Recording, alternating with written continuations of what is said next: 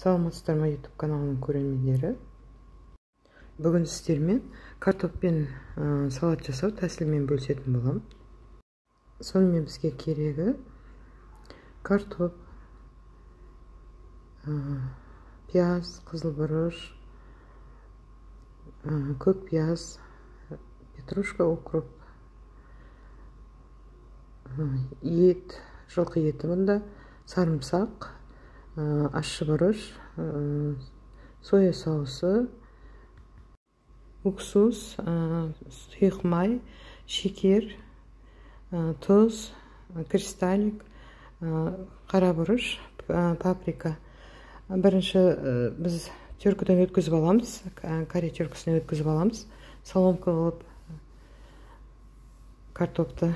Сосын осылай мен бір 3-4 қайтара жудым, крахмалы кеткенше тазалап жуып, сөйтіп кептіріп алдым. Соломка қылып, ұзынша қылып етті турадым.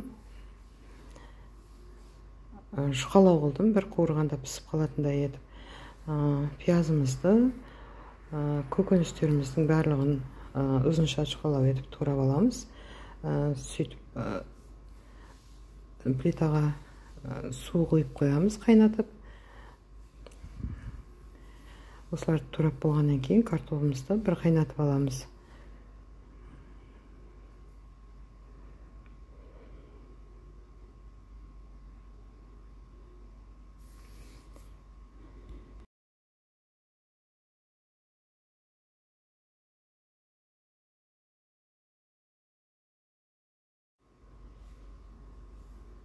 Осылай картопты суға, қайнап тұрған суға салып, 3-4 минут қайнатып алдым. Осылай қайнап болғаннан кейін, бұны душылыққа аударып алып, суын сырғытып, кішкене салқындаттым. Міне осылай салқындап атқан кезде біз етімізді қуырамыз, майымызды құйып, қызған табаға бірінші пиязымызды, сосын етімізді жақсылап қуырып аламыз.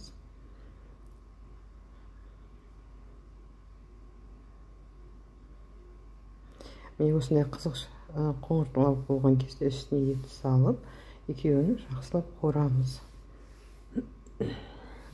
Үстіне сарымсақты, тәтті бұрыштарымызды, ащы бұрыштарымызды қосып 4-5 минутқа қуырып, паприкамызды, кристаллигімізді саламыз. Бұл жерде мен тұз салмадым, өйткені менің етім тұздалған болды.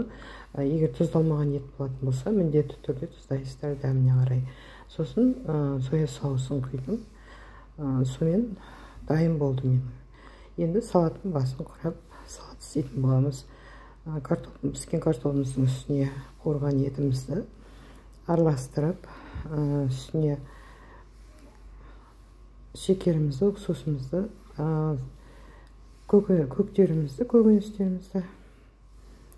салып, жақсылап араластырамыз, сервировка саламыз. Сіздермен бірге болған Лейла. Видео ұнаса, лайк басып, тіркеліп, комментарий жазып отырыңыздар.